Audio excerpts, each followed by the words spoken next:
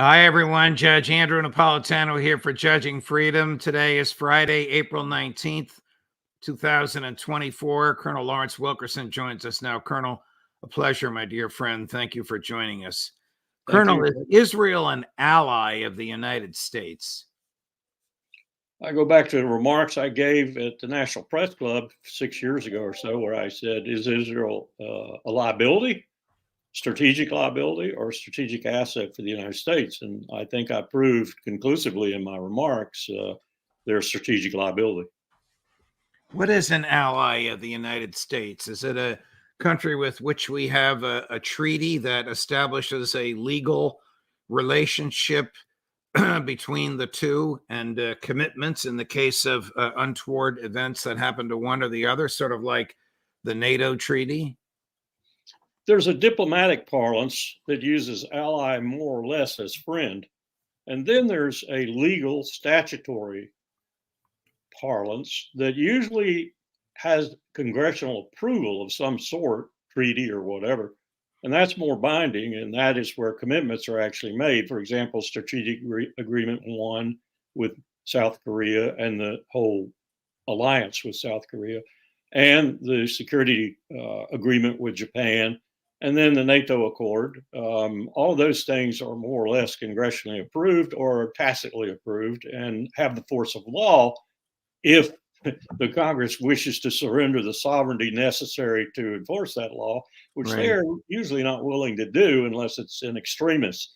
NATO is probably the most vivid example of surrendering so much sovereignty. The reason I am asking you these questions is I'm irritated, and I think you are as well, when I hear members of Congress say Israel is our closest ally.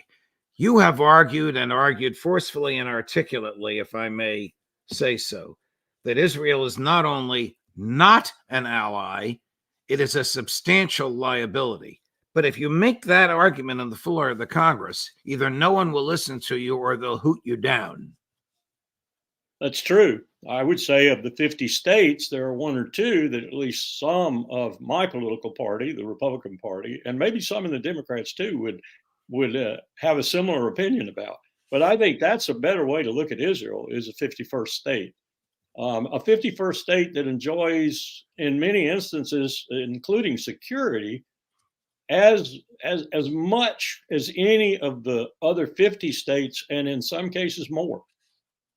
The state of New Jersey, where I live and where I grew up, has a population approximately the same as Israel, and its size is roughly the same. The state of New Jersey pays between 4 and 5 billion with a B in income taxes. The people that live in the state doesn't pay it to the federal government. It gets back 1.5 billion in various projects that members of Congress are able to extract from the federal government. Israel is about to get another gift of 20 billion if this piece of legislation that Speaker Johnson put on the floor this morning is passed. There's really no comparison. Of course, they don't pay any taxes. And Israel has far more control over the government than politicians in New Jersey do. Isn't that extraordinary? And take New York, California, and New Jersey, and other states like that. Without them, South Carolina, Alabama, not Georgia. Georgia's in there pretty good, but Louisiana, some other states would probably have a hard time surviving economically if there weren't revenue sharing from those other states that really generate the kind of income, product addition, GDP addition that New Jersey, New York, California, and other more prolific economically states do. Israel gives nothing back, and takes everything. Do you think that the Israelis recognize that notwithstanding the slaughter and genocide they have visited upon Gaza, as of today, April 19th, 2024, Hamas still stands? Do you agree with that? Yes, and I think they realize that. I don't think Bibi Netanyahu, as much as I despise the man, is a total idiot. Quite the contrary, actually, in a political context, he's quite clever. But I think he knew he had to say those sorts of things to get the kind of onslaught that he's got and get support for that onslaught from a majority of his people. That support is falling off a bit. I understand it's gone from about 85, 86% down to 68, maybe even as low as 60% now, because people are getting tired, partly because of the hostage situation and no resolution of it. And so he's getting in more and more danger every day that goes by with regard to his own political standing. But still, you have in the background Likud members. I don't see anybody else challenging them, not successful anyway. Likud members who would just pursue probably the same policies he did, but would be a little more circumspect about it and probably a little more amenable to U.S. pressure. Now, that said, I think of late, Bibi has become remarkably amenable to some U.S. pressure because he's backed off some of the things that I thought he was invariably going to do, such as he was going to spread the war to Hezbollah and maybe to Iran.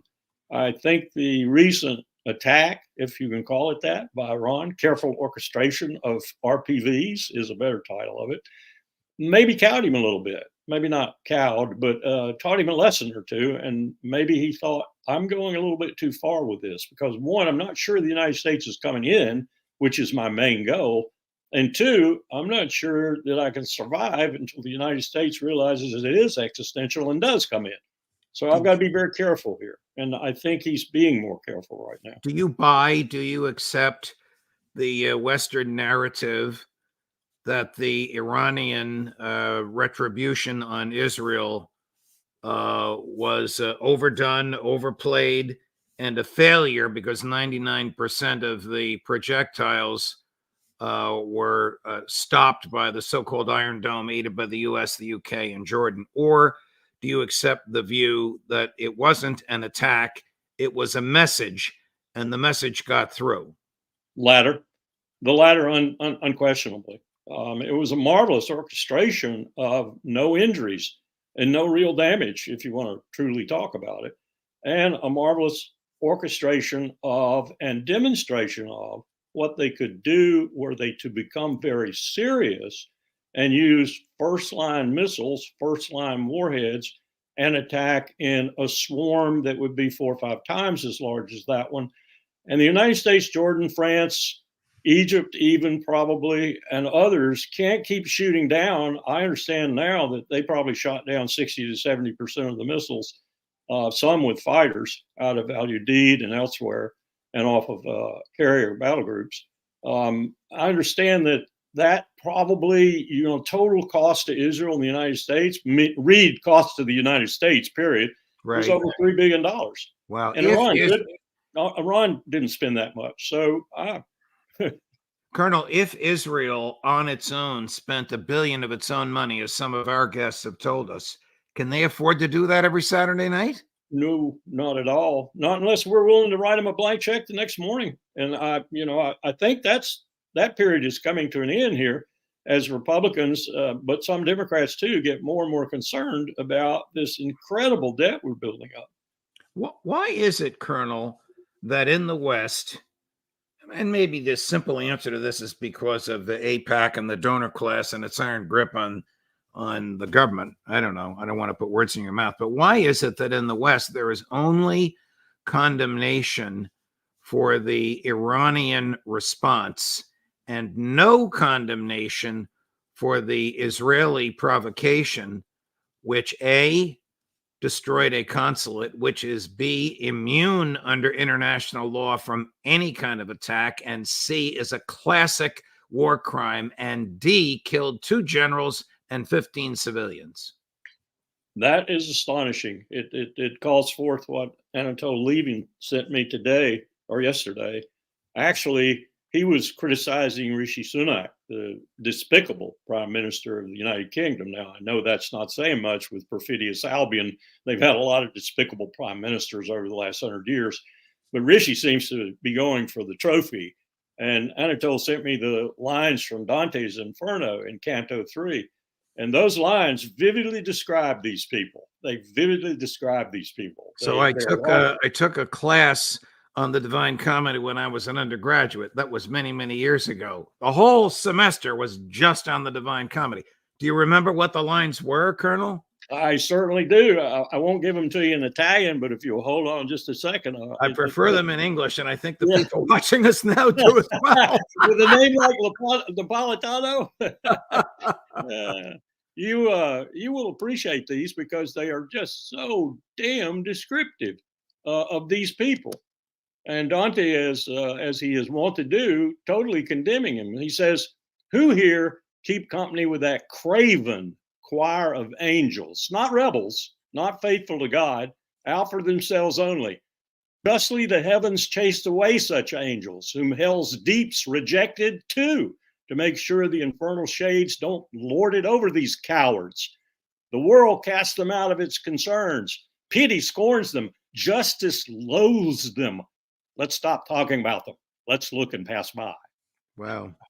Dante was, of course, banished from his home city of Florence because in the Inferno, which is about hell, he placed some living people who were very, very significant and powerful people, including the Cardinal Yes. Archbishop at the Yes. time. Another story for another time. I agree with you, and I think most people watching us now, particularly our friends in Europe, agree with you on Sunak. And I'm going to play Sunak for you in a minute in a rather humorous clip if you haven't seen it. But before I do that, I want to play one of his predecessors, who's now the British Foreign Minister, Lord Cameron, David Cameron. You may know David Cameron. He may have been the Prime Minister when you were running the State Department. I might be wrong. You may know him from other involvement. I know David. Okay. You can tell us what you think of him. We're going to play Cameron 1, and then I'm going to talk to you, and then we're going to play Cameron 2. But Cameron 1, they're both two clips from the same interview with a British interviewer last weekend. I think I saw this, but play it again. Okay, yep. Listen to his attack on the Iranians.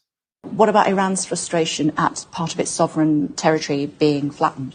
Well, I would argue there is a massive degree of difference between what Israel did in Damascus and, as I said, 301 weapons being launched by the state of Iran at the state of Israel. For the first time, a state-on-state attack. 101 ballistic missiles, 36 cruise missiles, 185 drones. That is a degree of difference. Yeah. And I think a reckless and dangerous thing for Iran to have done. And I think the whole world can see all these countries that have somehow wondered, well, you know, what is the true nature of Iran? It's there in black and white. God, he's obviously memorized the numbers. You're going to see Rishi Sunak in a few minutes having memorized the same numbers and talking points. But what is he talking about? The first state-on-state attack. The first state-on-state attack between these two was Israel destroying the sovereign territory of Iran in Damascus, Syria. He's demonstrating exactly what we're seeing, and Dante reflected in his lines, generally speaking, from all these people, these so-called angels.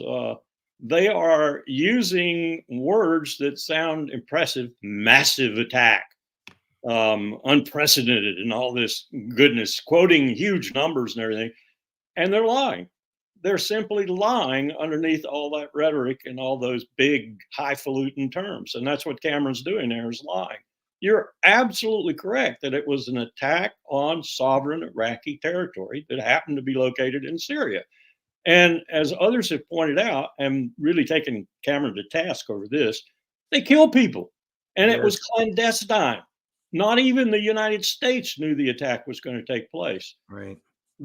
Iran told everyone, called our CIA and told them that they were not going to hit any U.S. targets, not kill any U.S. people. As it turned out, they didn't kill anybody. So what a preposterous thing for him to say. But that's what these people have to resort to, is hyperbole and exaggeration and hypocrisy. So bear in mind the self-confidence with which he answered that question as he answers the follow-up that this same reporter put to him. Cameron 2. I was hoping what would Britain do if a hostile nation flattened one of our consulates? Well, we would take the very strong action. And Iran would say that that's what they did? Well, what they did, as I said, was a massive attack. So they were right to respond, but they overreacted, is that what you're saying? What I'm saying is that the attack they carried out was on a very large scale, much bigger than people accepted. Right to respond? Well, countries have a right to respond. how reluctant he was to say countries have a right to respond when their territory is attacked and their citizens, particularly two generals in which the countries have invested a lot of money. By the time they become a general, you know this better than anybody, are killed. Please, if someone's going to attack me like the Iranians did. Don't attack me like the Israelis did. All right, here's another comment from a not as well known, but far more articulate and intellectually honest member of the British Parliament. And then you will see Rishi Sunak's response. This is the great George Galloway. George Galloway. Mr. Speaker, I knew your father well for a very long time. He was a fine man, and I am sincerely sorry for your loss. There was not one single word in the Prime Minister's statement of condemnation of the Israeli destruction of the Iranian consulate in Damascus, which is the proximate reason for the event everyone is here in concert condemning. He was not even asked to do so by the front bench opposite. Kay Burley is the only person so far to demand that of a government minister. We have no treaty with Israel, at least not one that Parliament has been shown. And the Iranians are not likely to listen to him.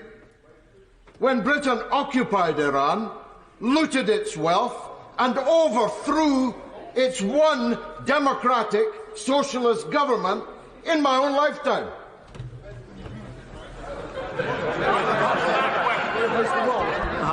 Well, Mr. Speaker, whatever may have happened a few weeks ago, it is absolutely no justification for launching more than 300 drones and missiles from one sovereign state towards Israel. It's as simple as that. And in the honourable gentleman's question, not once did he condemn that action, or indeed the actions of Hamas in the region. There is no equivalence between these things whatsoever, and to suggest otherwise is simply wrong. And here, Mr. Galloway in the background shouting, but of course they cut his microphone off. This slippery, slimy British Prime Minister is just a toady to the United States. Would you agree with Absolutely. that? Absolutely. The special relationship has his name stamped in it. He's incredible, just incredible. I can't believe that the British are tolerating him. Yeah. Here's Professor Sachs on a little bit more of the history that George Galloway was talking about. Rishi Sunak, ironically, of Indian descent. Britain was the imperial power. The British Raj ruled India rather brutally, I might add, leaving millions and millions to die in famines at the end of the 19th century, because this is what laissez-faire is. Leave it alone. They're dying. That's okay. We don't touch it. So this is a country that should be apologizing. Ironically, now their prime minister is of Indian descent. It's nice to see, but parroting all of the old lines and the double standards and what Parroting the old lines and the double standards, Colonel Wilkerson. Oh, I forgot to ask you before we get to Jeff Sachs. Go ahead. If you don't mind, Judge, let me just say also, he didn't even address Galloway's most pithy remark, which was in 1953 when Dwight Eisenhower was extremely reluctant to overthrow Mossadegh in Iran. And Kermit Roosevelt was extremely reluctant to be the CIA's front man to do it. The British talked them into doing it based on the fact that the British were going to fall apart, they said, if they didn't get that cheap oil. And Eisenhower, being an Anglophile par excellence, agreed with them and went ahead reluctantly and did it. But he didn't even address that. Every Iranian in the street, in the bazaars, on the farms, knows about 1953. Right. You're exactly right. Last night, the Israelis apparently sent a few missiles into Iran, and either the damage was minimal or we don't know what the damage is. But here is Secretary Blinken early this morning, U.S. time. He's in Capri, A beautiful place. If you've ever been there, right in the Bay of Naples, where three of my four grandparents are from. But the G7 is meeting in Capri. This is Blinken number one, Chris. Here's Secretary Blinken with another off-the-wall, hand-wringing response. The G7 condemned the unprecedented Iranian attack on Israel. Unprecedented in scope and scale. Scope because it was a direct attack on Israel from Iran. Scale because it involved more than 300 munitions, including ballistic missiles. We're committed to Israel's security. We're also committed to de-escalating, to trying to bring this tension to a close. You saw as well, or you'll see soon in the G7 statement, a commitment to hold Iran to account for its destabilizing activities, holding it to account by degrading its missile and drone capabilities. And yesterday, the United States announced additional sanctions on Iran, targeting UAV programs, the steel industry, companies that are associated with the IRGC, the Ministry of Defense, and its armed forces logistics. The G7 statement makes clear that G7 countries will adopt additional sanctions or other measures in the days ahead. Don't they know that if Iran closes the Straits of Hormuz, gasoline in America will be $10 a gallon? They do, but let's parse his words very closely and carefully here. First of all, the Iranians do not give a hang about our sanctioning their RPV production capability, or for that matter, they don't give a hang about most of the sanctions we put on them. Now, they hurt the Iranian people. There's no question about that. Like most of our sanctions, they never hurt the people we want to hurt. They hurt the people we shouldn't want to hurt. Now, the other thing he's doing there, same thing Rishi was doing, he's deflecting attention from the unprecedented attack, the slaughter, the 30+ thousand people, many of whom are women and children, that Israel has perpetrated on Gaza. That's what he's trying to do. He's trying to take the spotlight off that and put it on Iran. Sorry, Tony, everybody's not an idiot as you are. Now that your blood pressure is up, I'm going to play what he said a few minutes later.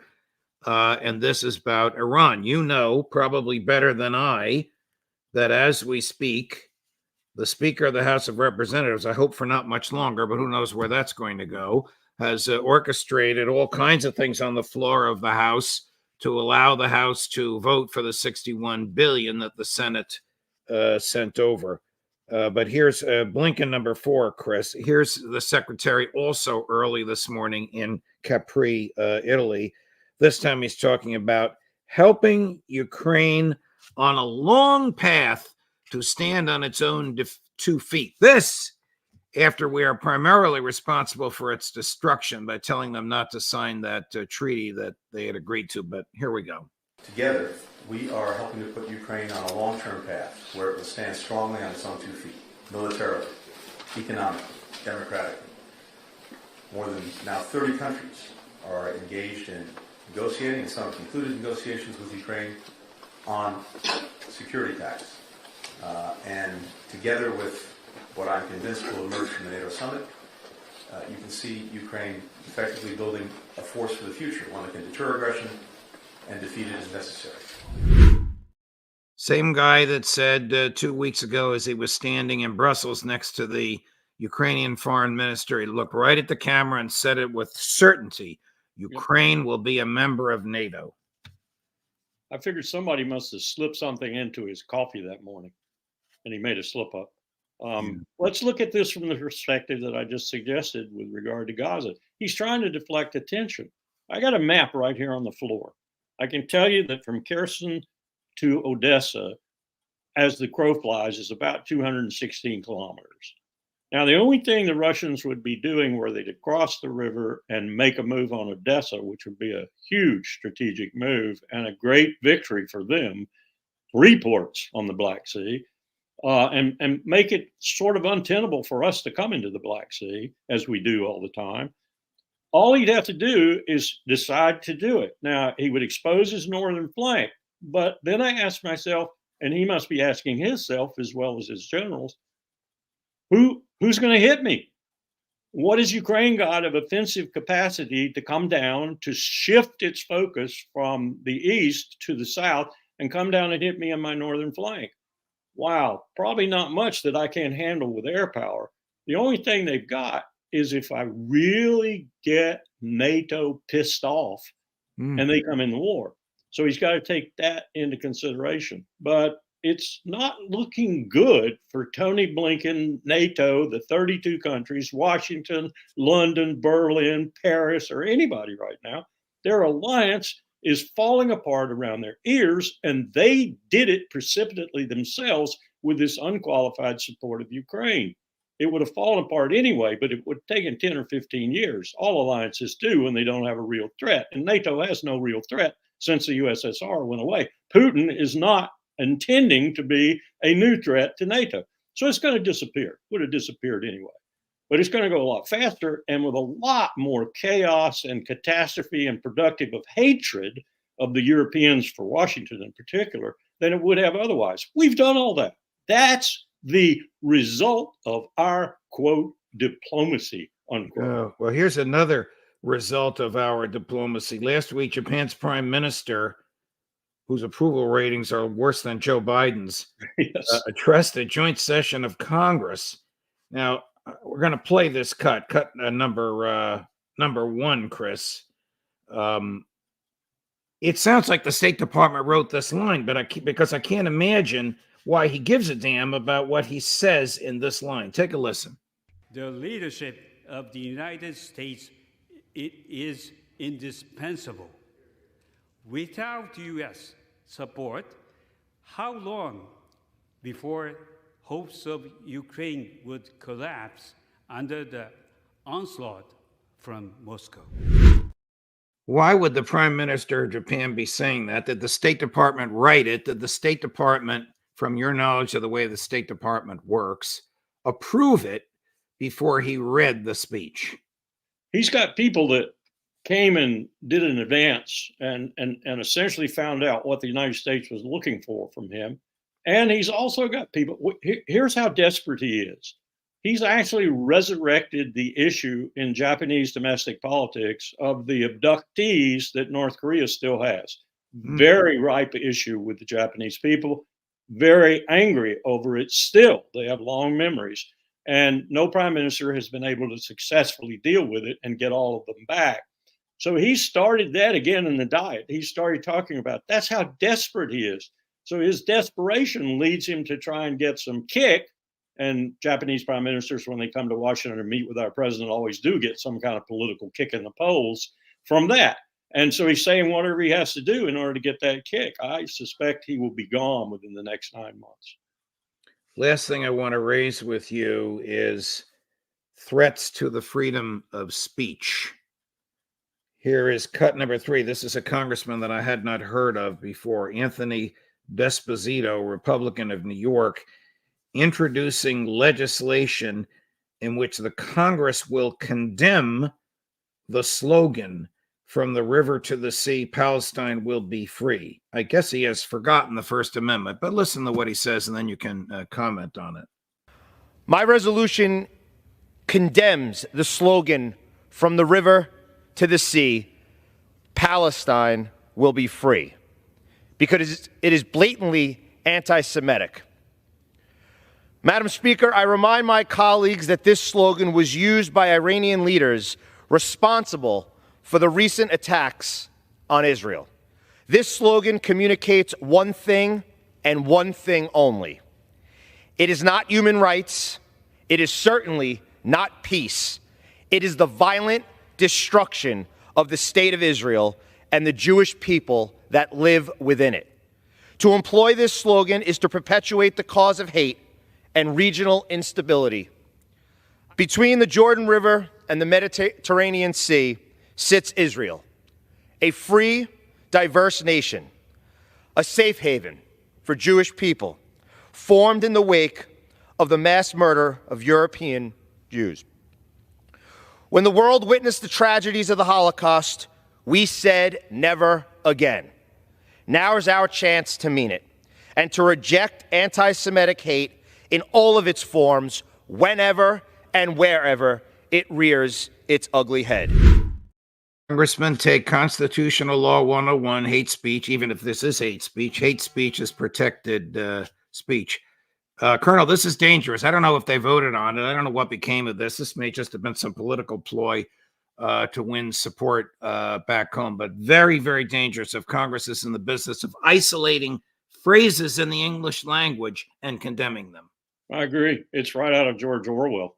And you're right. It's extremely dangerous. Just as it's extremely dangerous for USC to have told that Palestinian American, I think she's Palestinian American, I know she's Palestinian, who's the valedictorian, that she can't give her address, and then answering questions with, it's a security problem. It's a security problem. We're afraid that if she gives her address and she says anything in politics, that we'll have security problems. Well, I wanted to say back, sadly, but say back, we kill somebody in this country every freaking week.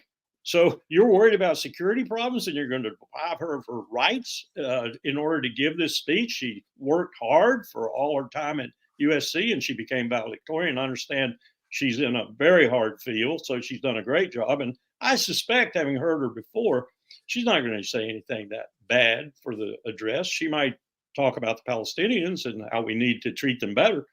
But I just have to say, this Esposito must have a lot of rich Jewish voters in his district. That's all I can say. AIPAC has probably poured money into his district to oppose him or to support him, probably the latter. And he doesn't want to alienate that money. That's what this is all about. But he doesn't realize, as you've pointed out, this is one of the most dangerous things in this country right now, is abridging the rights in the first 10 amendments to the Constitution.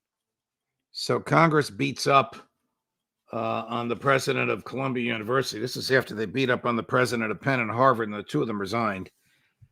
The implication is if you don't do what we want, you won't get the $100 million a year that we give you from the federal government. This is the problem of government and money. A bigger problem for another time for us to discuss, yep. Colonel. But the day after they beat up the president of Columbia, and I don't know her, she ordered the New York City police to arrest her own students because they were protesting and using this phrase so upsetting to Congressman Esposito. One of the students arrested is the daughter of a congresswoman. I know it's a quick arrest. They let you out right away. It's a glorified traffic ticket, but it's outrageous that the police should come onto a campus and arrest students because they're protesting. I agree. I think it's one of the most dangerous things happening in this country. That plus, as Ali Soufan pointed out this morning in his report, we're on the anniversary of Timothy Bay's attack on Oklahoma City, which is really traumatic. I lived through it. I remember it. And Ali is really worried about that sort of thing happening again. The time is ripe for it. And this sort of invective and this sort of, Esposito is more an inspirer of that kind of terrorism than the person he's trying to stop from speaking. Right. It's not a good time to be doing these sorts of things, in addition to the fact that it's unconstitutional to be doing these things. Colonel Lawrence Wilkerson, a pleasure, my dear friend. You're so good to join us every Friday afternoon. I hope you can do it again next week. Thank you very much. Thank you for having me. Of course. Coming up at 3 o'clock Eastern, it's Friday. It's time for the boys, the Intelligence Community Roundtable with Ray McGovern and Larry Johnson. We'll be here for you shortly. Judge Napolitano for Judging Freedom.